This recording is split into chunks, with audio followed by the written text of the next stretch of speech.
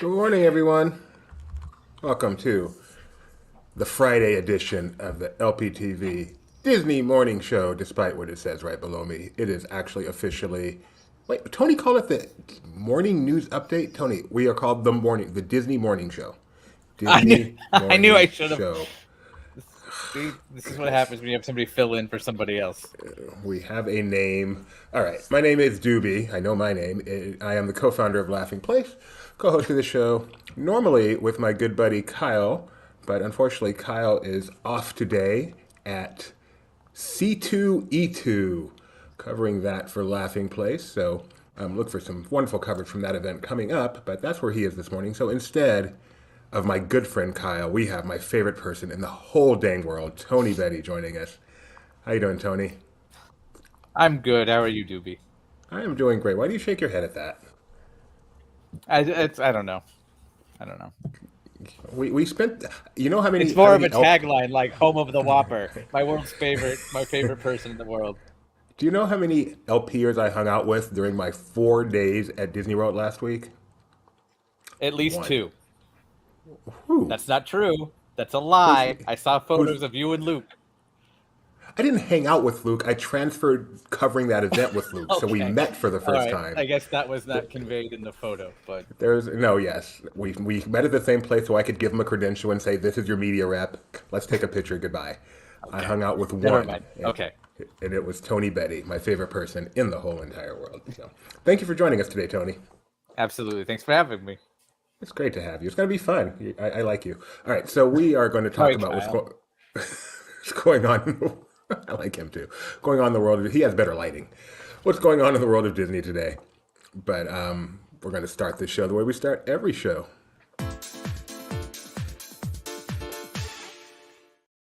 So I know this is your expertise, Tony. You are Oh known for yeah, a your thousand percent. your knowledge of the finances. How do you think the Disney stock is doing? Yesterday, it was in the mid $98 range. Do you think it's doing even better today? I'm gonna say no. You're wrong. It is Oh, on the okay. verge. It has hit 99 since I last looked at this. So inching back towards 100. The shareholder meeting is Monday, so it's nice to see the stock going. That's Is when it a you want the shareholder stock to be going meeting in the or right is it direction. earnings call again? No, this is the big one. This is the Okay. meeting, the big virtual meeting. It's on Monday. Laughing Place will be covering it like crazy, like we always do. Cover it even better when it's virtual because no one's in there, unable to actually talk about it. So I didn't get the holiday gift from our CEO, so I assumed that there was no major stockholder event coming up. you were wrong. All right, let's get started with the news. So, Run Disney. Oh, by the way, Tony, I'm so happy we have Tony on here today because we have two things we're going to be talking about with Tony where he is going to shine. He was at an event yesterday for the opening of a restaurant at the Dolphin Hotel. We're going to let him talk about that at length. And then Tony has opinions on Mickey's Toontown, the new You don't Toontown at even have to put Disneyland. on Mickey's Toontown. I have a shirt that says Tony has opinions. And even though Tony has never been to Toontown, he is going to let us know why it is the worst thing Disney has done in the past 100 years. So, That's pretty not amazing. 100% true. No, that's not even close. Okay, we'll see. Don't spoil it. Okay. But first, we're going to start with what's going on at Run Disney. Run Disney has released the themes for the 2024 marathon weekend, and Doobie is not quite prepared as he should be. Should Doobie, be. have you ever run a Run Disney marathon? Run Disney marathon? No. Yeah. Run Disney event? Yes, but not Run Disney Did you hand out marathon. the water cups? I've never done that. No, Okay. have you done that? No. No, but I've done the most I've done is a 13K, which is about 8 miles. So and Okay. it hurt. It hurt a lot. But I do want to do a half marathon Was it a someday. A Disney one? marathon, yeah. Back Okay. when they had the Tower of Terror 13K. Hmm. Yeah. I'm going to do a half marathon someday. Full marathon, not a chance. Not a chance in the world. All right, so the 5K is going to be themed to Pluto. Here you can see what the Waste Weekend logo looks like. 10K is Chip and Dale. Half marathon, Donald and Daisy. Marathon, Mickey and Minnie. And as always, the Goofy's Race and a Half Challenge is Goofy. And the Dopey Challenge is, of course, Dopey. So here you can get a look at some of the artwork they've got going for it next year. Sorry. And if Are you you are getting interested confused in, by that too? I am. The 2023, 2024. I'm like, wait, what year is it? I don't remember. I know what year it is. Pretty sure. If you are a Run Disney Gold and Platinum member, you can start registration on April 4th, which means not only can you ride the new Tron, you can register for a marathon all on the same day.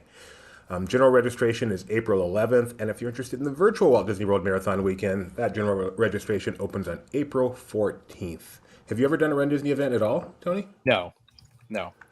I've sat in traffic caused by a Run Disney event, but I have not actually partaken in a Run Disney event. Would you like to? I've thought about it, but I don't know if I have that kind of endurance. So only one way to find out, but it's not going to be for $200 something. Well, no, there's two ways. You can do one first and then say, oh, I can do it, and then sign up for it. They're fun. They're most challenging part, I think, at least for the ones in the morning. The 13K, and that thankfully was a night event, so that was easy. But the morning events, you have to wake up at 2 in the morning. Yeah. Oh my goodness, that's usually what time I go to bed, not what time I wake up. So you would just sleep right through and then just die on the course from lack of sleep. Which would be a cool story. LP would have the inside track on that. And then they'd be saying, Tony, post the story. We have the inside track. And no, he's the one who's dead. You'd get reprimanded for not posting the story before dying. All right. At least send it to pending. Shh, don't give away how we do things around here, Tony. It's a secret, man. These are trade secrets. All right. In completely unrelated news, have you ever heard of the C.J. Sampson series, murder mystery series set in medieval times? I have heard of it, but that's it. You've I don't heard know of anything about it. Yeah, I literally just heard the name maybe a little bit ago today.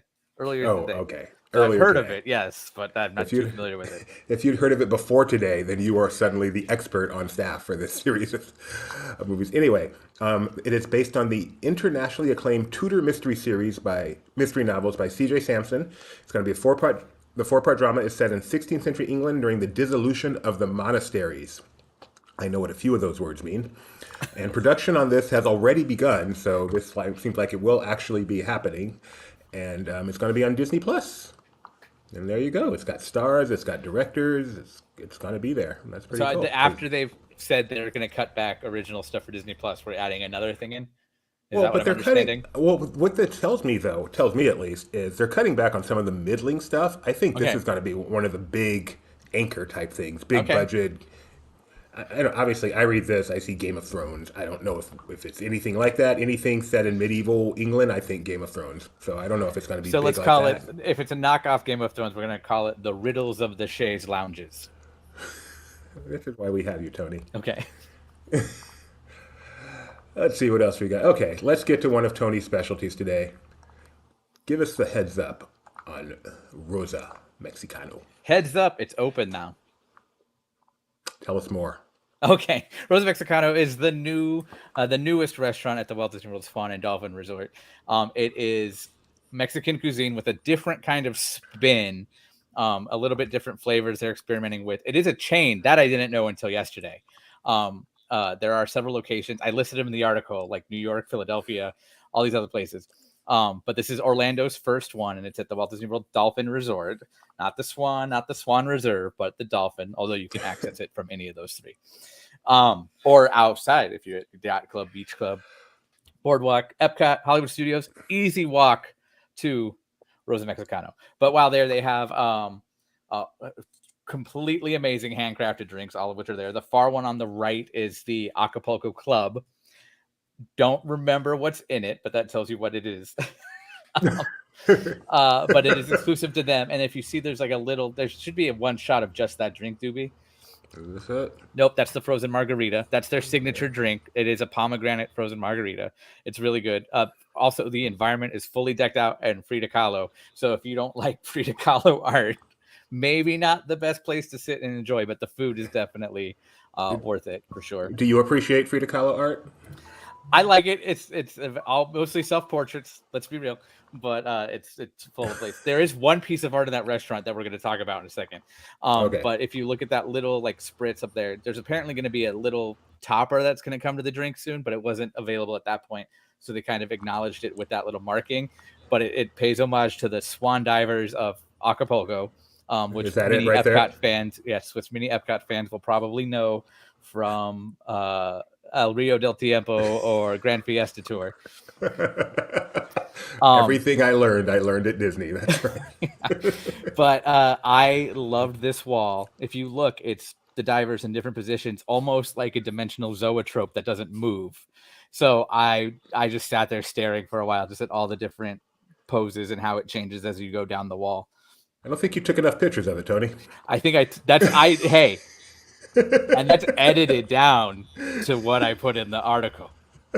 So yeah, somebody was laughing at me because they're like, "Why is he taking so many pictures of this wall?" And they didn't even notice it was different poses, and I don't understand how you didn't notice that, but maybe that's just me. The This difference. restaurant does Well, replace. we got to take a break. Okay. We got to take a quick break. Rebecca, thank you for telling us exactly where it is, near the Dolphin Ice Cream Spot. I was just going to add that it replaces the Fresh Mediterranean Market at the hotel, because we asked yesterday and we couldn't remember what it was, and I got that answer. So. And I want to say hello to Gio, who is taking a break. He's at Disney World right now doing a solo trip, which is tons of fun. Yes. And how you doing, Gio? Thanks for taking a moment to say hello to us. I think you were in line for Tron this morning. I think I saw. So I hope you got to ride it and enjoyed it. Let us know. All right, go on. I don't remember where I left off. Let's start here. Oh, that's the chicken flauta. That's probably one of my favorite things that I had. So they if you go through the post, they set out a bunch of mains for the photos, but they only served us like samplings of a little bit of the appetizers and maybe some small chunks. That might be my favorite thing. I love the chicken flautas, but this one might be my favorite thing. It's got a name. It's in the post if you go down, but it's something Diablo. Camarones Diablos. Thank you. That crispy shrimp, fiery chile, cool avocado ranch. Yes, that thing was delicious, and they warned me ahead of time. This thing has kick, and a lot of times I think, okay, legal liability. I'm going to warn you, but it's really nothing. I just have to put it out there. No, that thing has kick. I felt it in my mouth for quite a while afterward. Can I read this quote from the author of the piece? It says, anecdotally speaking, we were told only one drop of the chile de arbol sauce arrives on the shrimp, and in early servings, more landed on the shrimp, causing those who sampled to break into heat sweats. Yes, I was talking with some of the staff at the restaurant, and not necessarily the chefs or the general managers, but the servers and the bartenders, and they were telling me how one batch of the shrimp went out and the chef basically drizzled the sauce all over it, and we were thankful that we still had the wait staff there while we sampled the restaurant after those stories. So that's the chicken enchilada. That was really good too. But for me, the Diablo, of the things I've tried, the Diablo, what was it, Camaros? I just remember Diablo being in it because it's appropriate, and then the chicken flautas were my favorite. When my wife and I go out for Mexican food, our favorite thing is the tableside guacamole. Did you get to try that? Yes, it was good. It was delicious. I would have went into more of it, but off the record, I think I'm developing an avocado allergy, so I've tried not to get into it too much. But I did have a lot of their chips and salsa, and their handmade salsa is also very good too. Breaking news. Tony is developing an avocado allergy. This is what people come to this show for. Yeah, sorry, everybody, but I can't go into too much more detail about the guacamole, other than it tasted pretty good. But I'm not going to sit there and keep sampling it for multiple flavors. I sacrificed part of my belly for you all. No, stop. Just move on. So they have also multi-person platters. Again, I forgot what they're called. I want to say paparadillas, but that's how I remembered it, how to spell it in my head.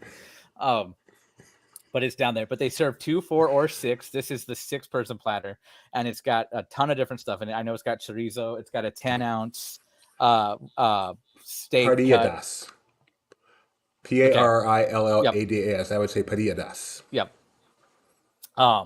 Comes out sizzling, and when they brought that thing out, there's no better call to a ton of bloggers and influencers than having a giant sizzling cauldron be rushed out from the kitchen to the photo space.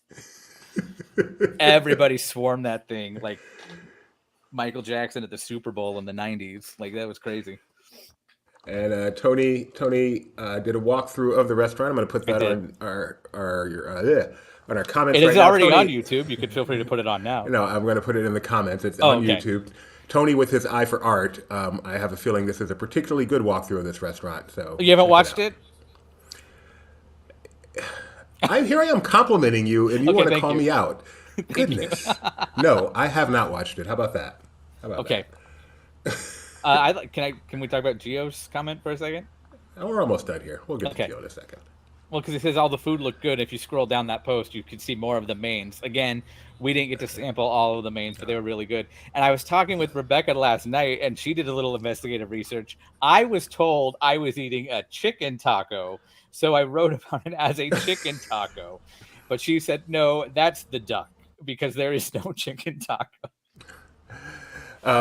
Churros, No, I had the duck desserts. tacos. It was good. The churros were desserts. I realized afterward I didn't go into detail about these churros. They're fantastic. They're freshly made. Probably the only so. Say what you will about Walt Disney World churros.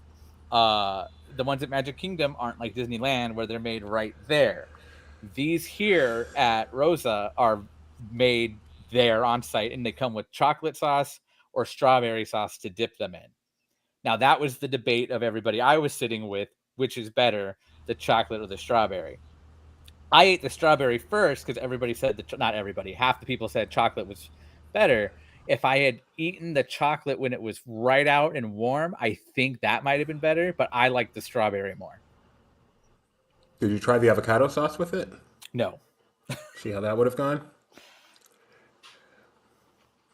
There was a shrimp and tuna ceviche also that I bit into. That one has a spice, the tuna one, that like hits the back of your throat and just won't go away for a while. But I still like the shrimp, the Diablo shrimp better. All right. I Oh, don't. more yummy So desserts. this was the mystery for me. I'm gonna be upfront. I'm gonna be honest, and full transparency. I don't know now what that is on the menu. I did not get a sample of that, but I want to know, and I wanted to try it so bad. They just put it on the table, and I was picture. Great. Can I eat it? No. LP Nation, find out what this dish is. I Yep. hate that term, blank nation. It drives me crazy. All right, more food shots. I even did a control F on the menu, strawberry, and all that came up was the churro. So I'm going to put a link to Tony's article in the chat. You can go check it out. Get all the Everything food was shots you plated want. beautifully too. What are the prices like? I think you have pictures of the menu in the article, right? I do have pictures of the menu in the article. I have a link to the official website for the menu too. That's going to be the best place to go for updated pricing. I know that the 6-person platter was definitely in the 3-figure range. Right, it feeds 6. Yeah, I want to say it was 176. I might be wrong on that. Everything is, in my opinion, a little overpriced for Mexican food, but you're also at Walt Disney World, and it's delicious. So I would say it's fair. That'd be a special occasion place for me, but not necessarily somewhere I'd go on a weekly basis like I do Tijuana Flats or Chewy's. Yeah, you're not going to compare the prices here to Chewy's. Yeah. Because you're at Disney World. That's not how it works. Yep. And it just looks really beautiful. I'm looking Oh, forward to checking the it out. whole area it's very modern but very classic. I don't know if I'm conveying what I mean by that very well, but I loved the look of it. Like all the lamps had baskets around them. I got some shots of that. I was insanely comfortable at the bar, and I'm not saying that because it's a bar. It was just very homey. It was very just relaxed, and I'm easily overwhelmed, especially in new places. And it's when I was just like, I could sit here all day. Wow, that's a high compliment coming from you because you don't like anything, as we'll find out later when we get to Toontown. So this is Rosa Mexicano, now open at the now open, right? Open as of today. Yeah, apparently they've been. I don't know. They told me they had been soft open for a while, but yesterday was the official grand opening, and they did dinner that night after we were gone. Cool. Dolphin Hotel. Inside Walt Disney World, not technically a part of Walt Disney World, but when it comes to restaurants, we consider them part of the family.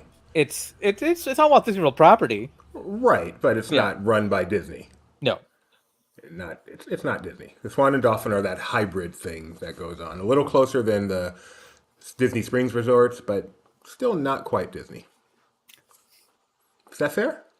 Yeah, I remember turning. I think I figured out like yesterday on the news. I was with you guys, and I talked about how I always think of my first trip to Walt Disney World in 1991. Whenever I see anything with a swan or dolphin, and I thought about it most of the day yesterday because, of course, you guys mocked me for that because I didn't stay there. And I think it's Yes. because that was the first thing I saw, aside from what was then Disney MGM Studios in the water tower, coming up the freeway. So Yeah, for something that's not technically a part of Disney, it's not Disney. It sure does dominate the skyline and yes, give a lot of memories yep. when you visit Disney World. Okay, let's move on to something that's in my absolute favorite part of Disney, and that is Disney Cruise Line. The Disney Treasure had a key milestone with the A keel keel laying milestone. ceremony. Eh, I know. Okay, I'll work on it. I'll it was workshop that. I'll get close. back to you next week. It felt like it should have worked. I can see why you thought so in your head, but it just didn't happen coming out of your mouth. Okay. So, a kale, yeah, I'm not sure. Anyway, so and then when they do that, they put a coin under the keel. That's the maritime tradition. So you can get a look at the coin there. The commemorative coin used in the ceremony featured an etching of Captain Minnie Mouse donning a new look that embodies the ship's adventure motif. The theme of adventure, inspired by Walt Disney's love of exploration, will pave the way for captivating onboard experiences that immerse guests in some of the company's most legendary stories. Are you excited for the Disney Treasure, Tony? So I'm not allowed to say this, but yes, Why are you not allowed to say because this? I have strong protests against the Wish and how it's more of a Disney hotel versus a Disney ship that's floating. Yeah, really? How many cruises have you taken on it to form that opinion? On the Wish, Yeah. none on the Wish. Oh. So how do you Okay. have that opinion? Why our own documentation on laughingplace.com. Well, I read all that documentation too, and then I went on the Wish, and my Okay. opinion changed completely. Okay, so it doesn't like you go in and it feels like a ship atrium, not a castle. Okay. No. Let me finish. Okay. Okay. I had strong reservations against the Wish. I did not think I would love the Wish, and I came off having it be my favorite Disney ship. So I'm not saying what you're saying is wrong. I'm just saying it's not the whole story. Okay. Maybe the atrium doesn't feel as nautical as you like. It feels more like a hotel, but the ship as a That was whole, that was one example. But the yes. ship as a whole, if you Okay. take some time to explore the ship, you will find many things that I think make it better than the other four, including things that make it clear you're on a ship, not a hotel. The outdoor spaces in particular, the upper outdoor spaces, are far superior and you feel even more like you're on a ship than the other four ships. So Okay. give it a chance. So Give it a despite my chance. reservations against the Wish, when they announced the treasure at D23 and they show Aladdin and Jasmine on the carpet as the atrium figure and everything's adventure, I go, "Oh." And my fiance, who desperately wants to go on the Disney Wish, had a meltdown and said, "So you won't go in the floating Grand Floridian, but you'll go in the floating Polynesian?" And You said to that I yes. said, "Yes." So when you ask me if I'm excited about the treasure, I'm not supposed to be, but I am. You're gonna love the Wish too once you do it. Trust me. Yeah. Trust me. Treasure is scheduled for delivery in 2024, only a year away, and we get yet another Disney ship. And then you know what? There's going to be yet another one in 2025, and that doesn't even count that old other ship that they're putting in the Far East. That's That not really a is Disney that ship. is the 2025 one, isn't it? I don't think so. Because I Nope. have I have And not according to our article. I I have the mean, press I have the email thing I'm and not it saying the other said one's not it's 2025. I'm just saying this says the Wish I'm class talking about series are going to be I'm talking 2025. about okay. I'm talking about the Yeah. Singapore one, and it said that one Right. will be. It's not part of the 3 that they Right. ordered. It's going to be the 7th ship to launch, but the 8th ship total. So I Yeah. think that So one will be before the next Wish class. okay, but they could still both be in 2025. That's true. So we'll see. So great to have you here, Tony. I know, isn't it great? Are you excited about the Singapore one? I'm excited because I'm a fan of No. other cruise lines, and they have the Oasis class on Royal Caribbean, and then MSC is getting into their world class, and they all have that like hollow spot in the middle. And I now love this that. new Disney one will have that, but it's only staying in Singapore. So we'll see. I've not been on any of these other ships, non-Disney ships, but I Yep. love watching videos about them. I cannot wait to go on an Oasis class ship, Royal Caribbean Oasis class ship. They look so much fun. And yes, the middle, the promenade in the middle looks so awesome. Want to make some live streaming history for LP Doobie? Do it. I hope. If you pay for me to go on the Wish with you, I'll do a bro cruise with you on an Oasis class, and I'll pay for that. How We'll put that many in to writing. I'll call a lawyer. how many to even this out? No, don't. You know too much, Doobie. Move on. Just accept the deal.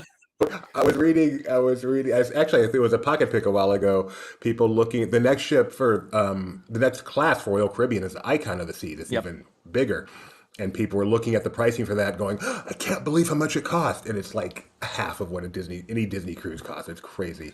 So I've been looking at honeymoons, and we were looking at Holland America in Alaska, and I found a 58-day Holland America cruise. That's 58 day 52 months. that goes from it goes up the Pacific coast, down from Seattle, into Hawaii, Fiji, and Australia and back. And it was starting at $7,000. And I said, that's $2,000 more than a 3-day in a nice room on the Wish. That hurts. It just shows how great the Disney ships are. I mean, they are great. They're expensive. I don't know if they're that much greater, but you know, if you can get it, and they clearly can get it. And Yep. I had a great time on my Wish cruise. I've had a great time on every single one of the 14 Disney cruises I've taken. So can't complain about that. All right, let's move on to DVC, Disney Vacation Club. Are you a Disney Vacation Club member? Not yet, but when you get my wedding invite with registration, where we're registered, you might see that listed. You're registered for DVC. We can buy you a part of a DVC membership. Come on in, everybody. Pitch in. All right, that's the one I'm pitching in for. Rebecca says, "Let's go 58 days at sea." Do you know how much I would love 58 days at sea? Oh my goodness! You got Having that right. done that, it's a good time. Tell us why you've done that. Give us a little bit of your since before we leave DCL. Why you have spent a long time on Disney ships. I used to work for a contractor, and we ran a pop-up shop on the Disney Dream, and I have done 14 back-to-back cruises aboard the Disney Dream. So about 2 months at sea, but it was the Groundhog Day of cruising, as a friend of mine called it, and it's 100% true because it was Nassau, Castaway Key, Port Canaveral, Nassau, Castaway Key, day at sea, Port Canaveral, and just again and again and again and again. That's crazy. And then Yep. new set of guests twice a week. Yep. Same show rotations and Yep. Groundhog Day is such a perfect. Plus side is I was a pop-up shop, so we were only open at sea. So I did get to enjoy Castaway Key, and I was not Coast Guard certified, and nor am I now. But so I couldn't be considered crew, so I had to stay in guest rooms, and I had to eat at guest restaurants and stuff like that. Did you enjoy that time? Was it fun, or did I it get did, really yeah. monotonous? No, I liked it a lot. So Okay. Why'd you stop? because bluntly, it was not doing well. Okay. Yep. Inside info. Yep. All right, now we're going to move on to DVC. Tony will be a member if he gets the wedding gifts he is hoping for. And if he is, he will be able to enjoy the new member lounge that's coming to Disneyland. This member lounge is opening on April 19th, 2023. Let's keep it right there. And it is called the Disney Vacation Club Starview Station - a member lounge. It's a sleek new space that will be in the heart of Tomorrowland at Disneyland Park. Looks pretty nifty. Cool place to hang out with a new DVC member people. lounge, presented by HP. The only bad part about I don't know if hanging that's out true. in I a- just made that up. It's not. You made that up. The only bad part about hanging out in a DVC member lounge is presumably the other people in there are DVC members. We love Just DVC kidding. members. What are you talking about? Just kidding. Just kidding. I know many. I literally DVC got a members- text from one of my best friends last night that said, "You need to become a DVC member right stat now so you can take me to that lounge." You could become a. You're a general manager at Marriott. You have more money than the simple laughing place blogger does. What are you talking about? Hey, LP. Oh, I forgot to ask your title here. Tony Betty, what is your title here at Laughing Place? What day is it? It's Friday. Friday. Executive director of Dollywood content. Okay, thank you. All right, Tony, are you ready? Are we still talking about DVC? Nope. Oh, okay. We're moving on to your What's your favorite showcase DVC today. hotel?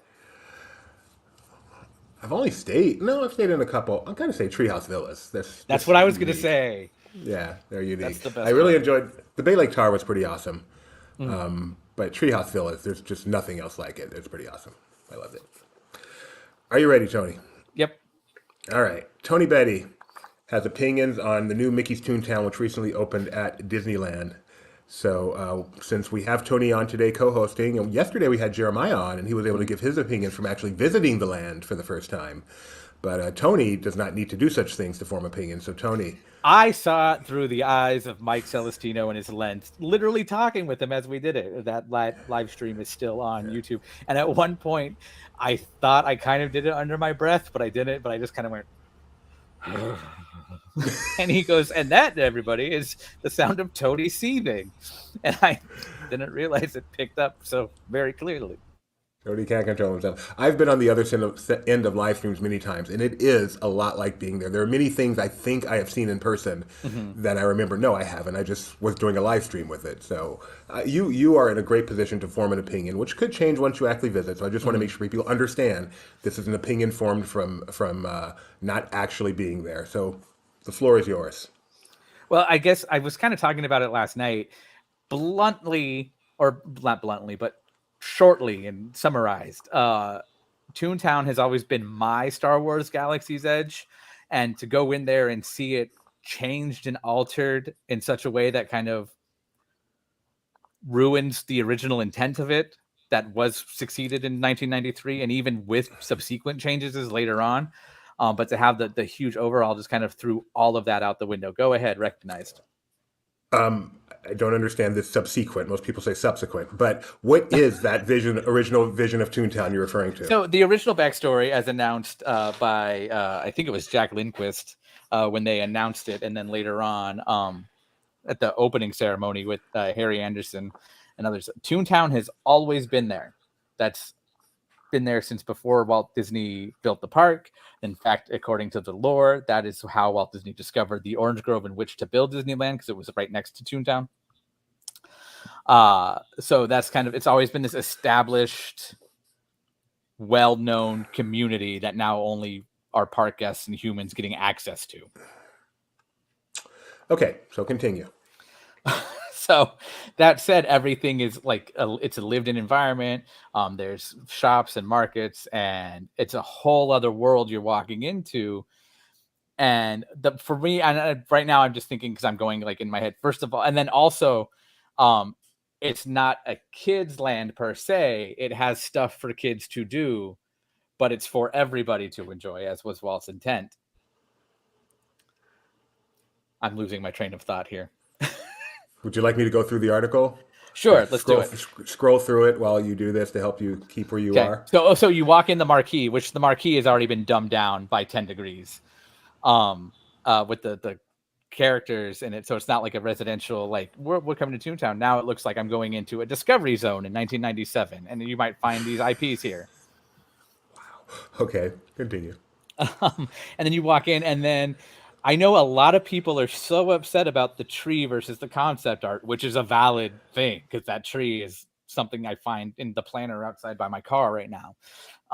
And it's supposed to be this big, magnificent wishing tree, but the whole lore behind that completely throws the old Toontown lore out of the window, because they're like, it's inspired by Walt's Dreaming Tree. And if the tunes were there before Walt was a thing, why would a tree that was Walt's favorite thing be in Toontown?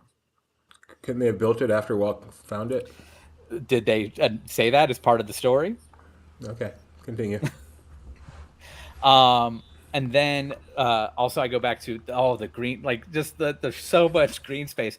I do like, and I said this in the article too, that they made the corner of Chippendale's treehouse, which is a whole other argument to itself in my book, a quiet zone. But that should have been there from the beginning, because one of the big complaints about Toontown is it's overstimulated, it's too much. But that's a cartoon. That's chaotic, it's kinetic, it's frenetic, it's frenzied, it's any other word. I think I even said in the post, "Give me a thesaurus, I'll go through them all." But so that quiet zone should have always been there. It shouldn't be an afterthought, because in my opinion, they've made the whole land a quiet zone, and that's not the point. Okay. So it seems your major complaint is that Toontown was something, and it no longer is that. If you want Which to is get fine. I'm to not the root of criticizing it, you. yeah. Okay, so if that wasn't the conceit for Toontown, I realize that's what Toontown was in 1993. But let's just say they threw that out the window. They built Toontown today, and it didn't have that backstory. It's just this is what Toontown is. Do you still not like the land? I would think it wouldn't make sense, because you have downtown Toontown and a bunch of lawn, and like you have like city streets kind of, but now it's lawn everywhere. I would be like, there's no organization to this, which I think was kind of Jeremiah's comment yesterday too. Like the layout was Yeah, funky. he Yeah. did. Okay, we have an opinion here. I just want to. I hard disagree with this tree assessment, although I do agree that they didn't present it within the previously presented Toontown story. Yeah, and that's my big thing. If you want to change the story, sure, but change the story. Don't just throw it out in the middle of it and expect it to go in with everything else that already exists. So story is very important to you when it comes to theme parks. Yeah, in most cases. Okay. Anything else you want to complain about on this? You put the major new e-ticket, which would draw more, not necessarily younger demographic, anybody who's curious to see it, and it's a ride that will sustain popularity for, I think, decades to come. Wait, before you can, you I'm talking about Mickey and love Minnie's Runaway Railway. I right, do love which Runaway you are Railway. a huge fan of. Yes. That may be your Yes. favorite recent ride, right? Yes. I like it more than Rise. I'm that guy. Yeah, sorry. Yes. Okay. I think that'll sustain popularity for years to come. But instead of populating with like complimentary attractions, granted, Roger Rabbit, I would say, is not on par, but a good complimentary attraction. Now you have fake tree roots and little spinning tulips. So you're kind of embracing this land's just for kids, but you're also putting something that's vehemently for everybody right next to it. Okay. So it's like I'm walking through a kid's play place at McDonald's to go eat at Olive Garden. Yeah. No, that makes sense, and that makes sense. It's I don't know. But the corollary is don't put a great attraction back there. I mean, Toontown No. is supposed So, to be a place for the younger set like that. but then, So is it supposed to be that, or was it just embraced that way? I think it Because was supposed to be because that. and if you go It back had to a it had a Toontown, you had it had downtown a Toontown, which could be for everybody, but you had Mickey's Neighborhood, which kind of had the play area stuff. And I'll give you, Mickey's Neighborhood was designed for the younger subset, and downtown Toontown skewed older. But well, it all had of Toontown nothing. itself is not just for little kids. It had Roger Rabbit, it had the shops and the restaurants. But yeah, I don't think this thing is any more geared towards little kids than the own Toontown. It has Goofy's Bounce. It has a Goofy's Place. It has a Donald's Place. It has a Chippendale Place, just like the old one and did. then another thing I talked about was I hate that they took out actual water to fill it with foam for sprinklers to run through at Donald's Boat.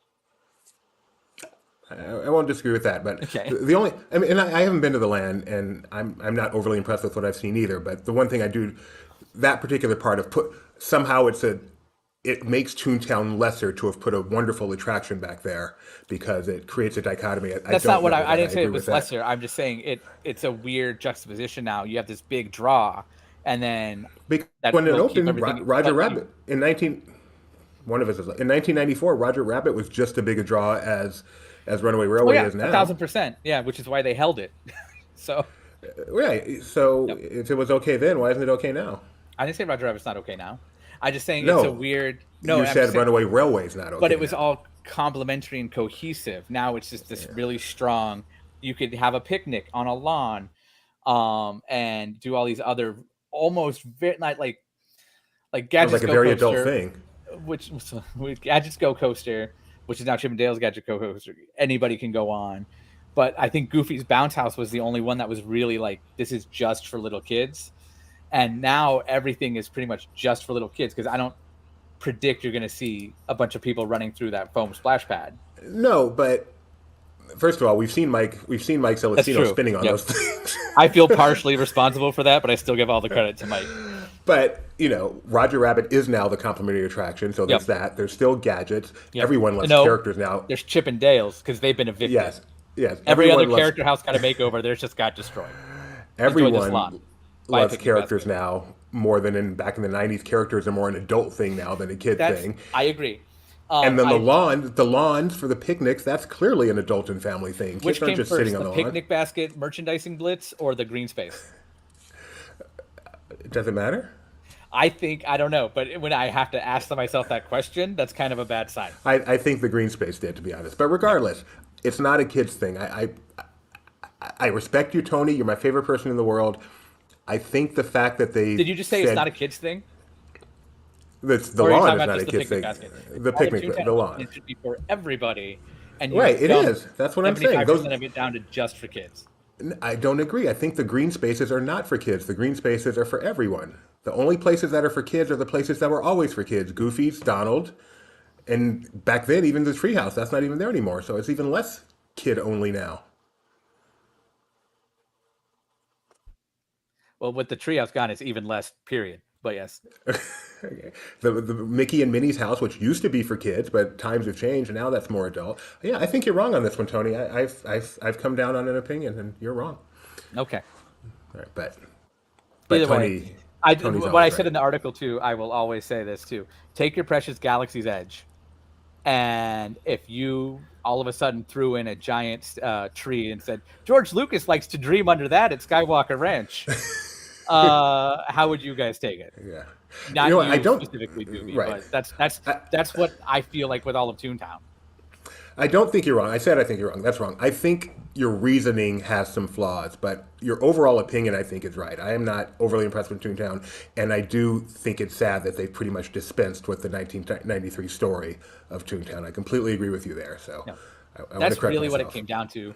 I feel like Yeah. I'm putting it wrong, and like instead of having another cohesive, clear thought of world building and building this immersive cartoon world, it's a mismatch of we don't know what we're doing. And it is interesting to me that they felt the need to tone down Toontown. Why? Especially, it's not often when you get later in years in time that people want to go less frenetic. Usually things Yep. get crazier, the MTV generation, and now they want to tone it down. Every That 3 seconds. surprised me. Yeah, that surprised me. I think the freneticism of Toontown is all the more would be all the more popular now, not less. So that was an interesting choice. I agree with you though that creating the sedate area is great, but why they had to do that to the entire land, I don't understand. Yeah. But anyway, I'm sure they have their reasons. And then I know I kind of got into it last night about the store. Yeah, exactly. Uh, I don't get that choice myself. With the story, yes, Tony. the store to me looks like something on Buena Vista Street at California Adventure, not Toontown. Oh, it's even named like something on Void of Street. Yeah, Engineer yep, Toys. that's true. Yeah, Yeah, interesting. is it Buena Vista Street or Sunshine Plaza? That was Sunshine Plaza, Yeah, Engineer Toys. But do you think they just reused the sign? Kind of painted over no, the because that one I toys? remember had a very like Toys R Us looking logo, and I was like, what? Yeah, interesting choices that they did with Toontown. I appreciate your point of view on it, especially given your history with Toontown and your love of the original Toontown. So thanks for Yep. bringing that here, Like Tony. even as an Again, adult, I would go in the morning because it was less chaotic with crowds. But like when that gate opened at 10, when the park opened at 9, that's when I'd be there. But I have a lot of fond memories from youth to adulthood. So are you like me, or were you like me, a huge fan of the Jolly Trolley? yes, Yeah. that one though, that's one of those ones where I was just like, okay, it makes sense why, and especially with your legal team, why this is gone now. But and then that was like a weird slap in the face when they instead of doing something with the barn that could have been like maybe a little walkthrough, or even had one parked in there for photos like they do with the firehouse on Main Street, they'd opted to Yeah. say we're going to start checking people's strollers and use it as a stroller warehouse. I mean, at least they're using it for something. And then I was talking with my fiance about this. I was like, I really hope that doesn't work because now you're going to start seeing that popping up. And at a certain point, it'll get to why not check your stroller at the gate?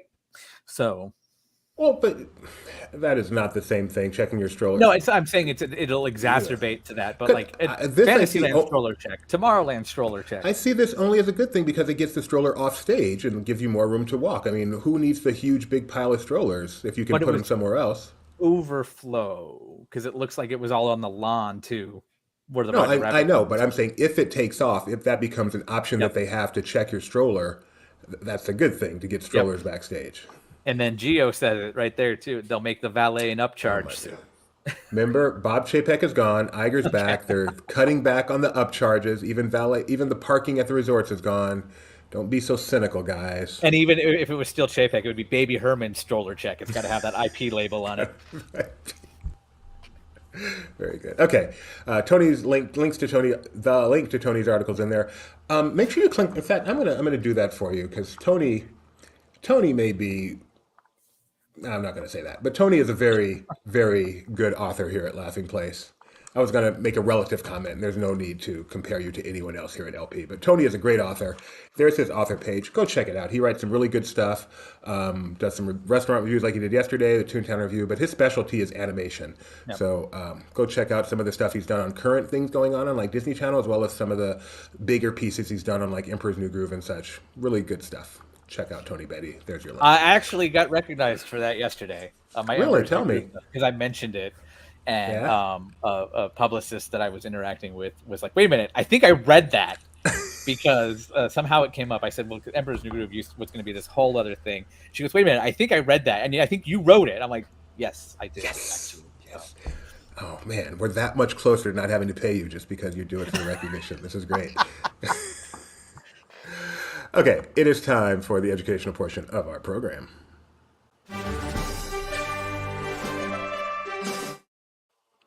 I can't tell you, Tony, how happy I am that you happen to be on today. Because on this day in 1945, when I clicked the right button, this guy was born, Ed Oh, Ed Catmull. Catmull. Tell us about him, Tony. What makes him Well, he's special? part of the trifecta, the founders of Pixar Animation Studios.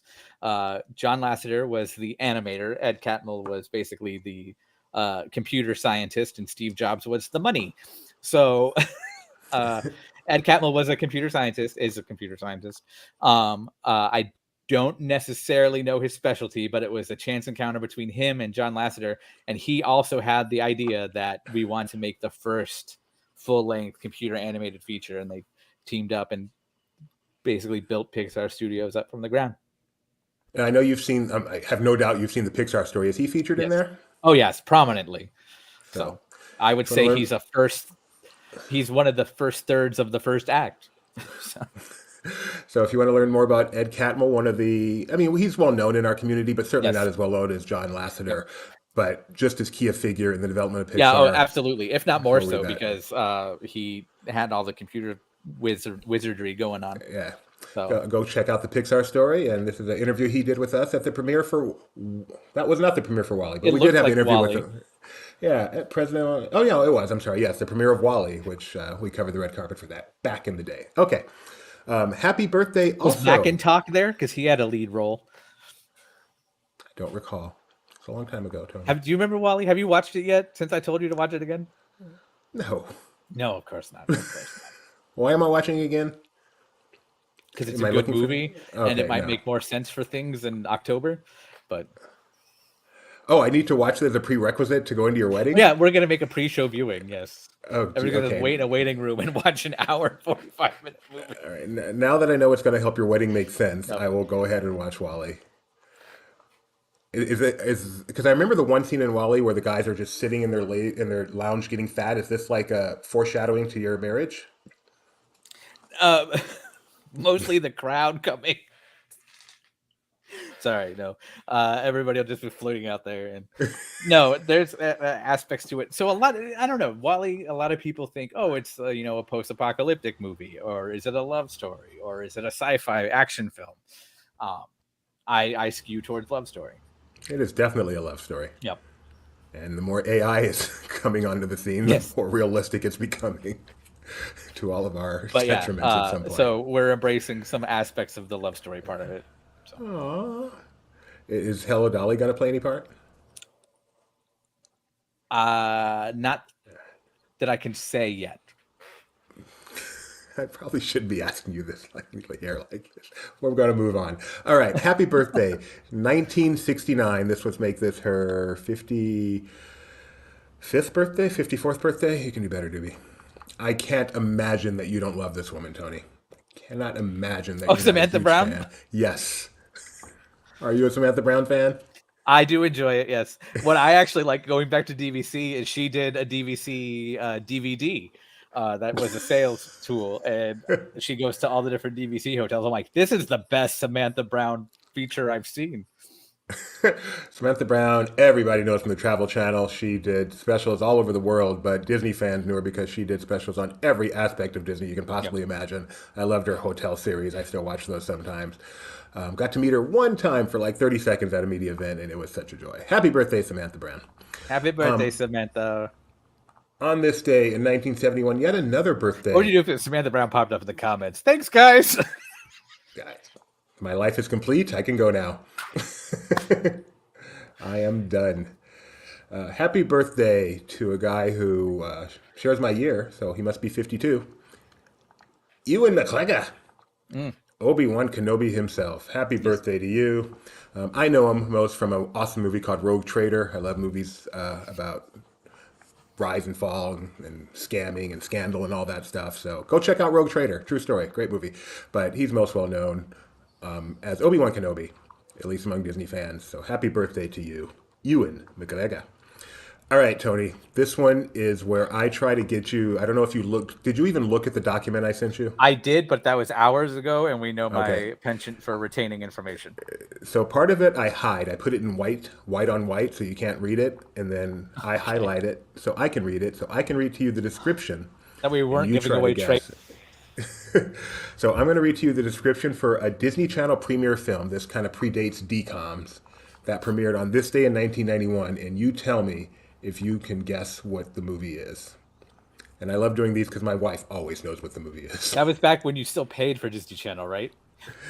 I believe it was, yes. So that I probably have no idea. But you may have seen it since. Okay.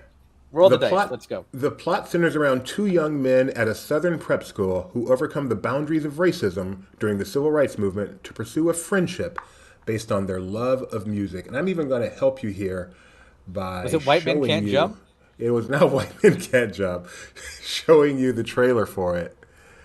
Come on, Tony. You can do this. I thought it was Sister Act 2 for a second, but that was wrong. This is the 1991 Disney Channel premiere film called Perfect Harmony. Perfect Harmony. I I've never heard of it. I never would have got that. I never heard of it before yesterday, so I will admit.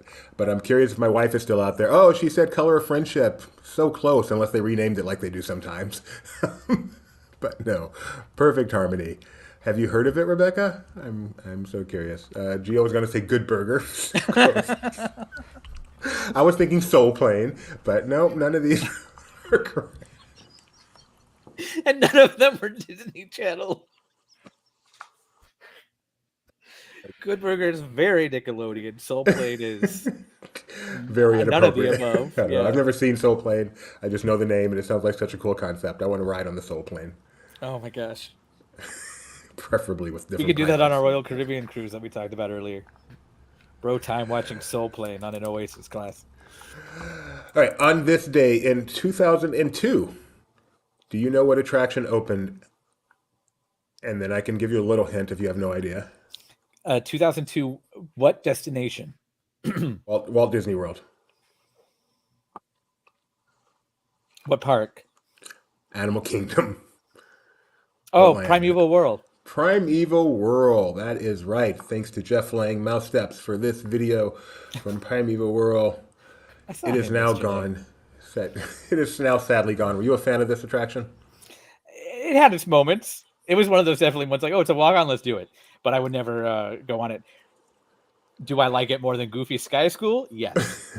It's a fun attraction. More fun than it has any right to be. Especially if you put two full-grown adults in the center and it spins wildly out of control. Okay, so I've ridden this back when I was probably 400 pounds riding with another 400 pounder, just the two of us on this thing. It was How was crazy. that? Tell me more. It was fun. Okay. It was scary. Did you know? I had to be told this by a cast member that we both know that this whole ride is a spoof of Primeval World. Yeah, Dinosaur. tell people of Dinosaur. I'm sorry, of Dinosaur. Yeah. It's so we can get it. You want to talk about Toontown and stories? We can get into Dino Land and that story. But Chester and Hester's Dinorama is a roadside stop to build on the success of the Dino Institute. And when they expanded into their old parking lot, which is why it's a parking lot, it's not actual old Animal Kingdom parking lot. They built this carnival attraction, Primeval World, and it's it uses the whole time rover concept, and it goes up into the time tunnel, which is the swirling thing, and then the asteroids are coming at you and the dinosaurs, and yeah. Very cool. Yeah, and it makes the ride a little more enjoyable if you know that, or even just to look at the attraction from the outside, because you can see all the stuff from the outside. Yep. So. All right, and finally, I wish they kept most of it working up until the end, because you would have parts with you'd have kinetic motions of the asteroids coming and then like them waving the signs and everything like that. Okay, and finally, on this day in history, in 2019, an attraction opened. Hold on. We have something here. What'd I miss? I just tuned in. Was Tony defending Primeval World? I was giving the I mean, it's backstory good. of it, Chester and Hester and He that was. stuff. I wouldn't say I was defending it. I was I did say it was defending better it. than Goofy's Sky School. In terms of I was defending it. I love theming or in Primeval terms World. of I think it's safety? I wouldn't actual safety, no, but theming. Oh, I spent my whole media event last week working with someone who's an engineer in the Department of Safety, so we are not disparaging safety around here. No. I mean, Yep. I think it's great that they got rid of it. It's a testament to Disney's commitment to safety. Bye, Benji. It's not Disney's fault. It was a piece of garbage, technically. And it is gone. Like you. Okay, and finally, on 2019, this day in 2019, Tony, what ride opened? What attraction opened? Give me a destination again. Walt Disney World. 2019. Oh, Mickey and Minnie's Runaway Railway. No. No, wait, nothing. No, that's 2020. It was supposed to be 2019. Come on, I don't Tony. know. Why don't I know? Hollywood Studios. Is it Star Wars? No. Mickey Shorts Theater? No. What am I missing? Toy Story Land. No. Oh. Lightning yes, McQueen Racing Lightning Academy. McQueen's Racing Academy. I I will say one forgot thing about that it this existed attraction. until just now. It is safe. That's true. Lightning McQueen Racing Academy opened on this day in 2019. The most important thing about this attraction around here at LP is it has two of our highest viewed videos of all time. So we love Lightning McQueen Racing Academy. There's a moment in that attraction where I laugh uncontrollably, and I always feel like I'm the only person laughing uncontrollably in that attraction. And it is. It is when they show Lightning McQueen's overseas commercial opportunity. That is funny and should get more laughs than just you. All right. Hey, the 18-month Walt Disney World 50 celebration ends today. That's right. Today's March 31st, the last day of March. The 50th is officially over. I'm so glad I wore this shirt today. Pure coincidence, but it worked out well. All right. I'm just checking the quick Twitter, 10 o'clock, see if anything dropped, as it sometimes does. Well, on Laughing Place now, an exclusive clip for KIF just got dropped. It's uploading now. That's KIF big. Disney television animation series on they Disney did. Channel and Disney XD Saturday. They're celebrating a new holiday, or not new holiday, a traditional holiday in Tabletown, the town in which KIF takes place, called Halfway There Day. I just posted a link to that, Geo. So did you ride Tron, Geo? I'd like to know your opinion of Tron, if you could. Well, if you have a moment to put that in there, Geo, while I look and see. Not seeing anything that just dropped at 10 o'clock. I'm putting this may not be worth it, but I'm putting it into private chat and you can decide. Okay. Not often we get a link like that in private chat. It's some new geeky tikis that are being released. Some Ooh. Disney one. Usually we see a lot of Star Wars and that, but They also have this a is good Universal Monsters line, but that's not Disney. Well, that's fun. definitionally. Yeah. It's in the first word. So what are these? Someone want to give me some But you background on got what we're looking at? They're tiki mugs. Great for drinks of any kind, alcoholic or not alcoholic. Oh, that Leela one is appropriate. I like that a lot. Is there a Stitch one? Keep going. I'm going. Yes, there is. I'm not the biggest fan of Stitch, but I might get that because that's just fun. Well, that one's cool. Who puts these out? Geeky Tiki. It's a company is that called what you said, Beeline Benji? Creative. They'll be available Okay. on Toink. Oh, I On where? lied. Oh, Go back to the Timon and Pumbaa one. okay. Okay. All right. I'm trying not to spend money. There's a wedding, but Priorities. This is. I know. Yeah. Put on your registry. Right next to DVC DVC. and Timon and Pumbaa tiki mug. It's housewares. Yeah, that's fair. Oh, well, cool. That was fun to share. See Tony do some drooling here. Live I on did. the I air. literally salivated a little bit. So. All right, I think that's it, folks. Don't forget, Monday is a big day around here, the shareholders meeting. If you want to like, subscribe, ring the bell. Not exactly sure how our lives are going to work out next week. Things are going to be a little bit different, but we'll be around, especially on Monday. So thanks for joining us, and we will see you all next week. Oh, and of course, tomorrow night, Disney Trivia Live, 7:30 p.m. Pacific. Don't forget that.